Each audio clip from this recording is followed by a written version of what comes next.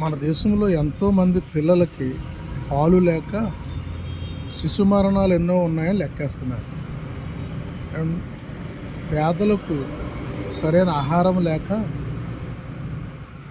ఎక్కడ పడితే అక్కడ దీనంగా మనకి కనిపిస్తూ ఉంటారు. కానీ నదులు పాడు చేస్తూ దేవీ దేవతల పేర్లతో పాలును గంగపాలు చేస్తూ ఒకటి అది దక్కవలసిన పేదవాళ్ళకు దక్కకుండా చేసి, రెండోది నదులను కాలుష్యం చేస్తూ నదులను పరిశుద్ధంగా ఉండవలసిన నదులు పాడు చేస్తూ మన కల్చర్ని లేక మనం పొందుకోవలసిన ఆరోగ్యాన్ని పాడు చేస్తూ ఉన్నారు. ఈ నదుల్లో ఎలాంటి పారబోస్తే ఏమవుతుంది?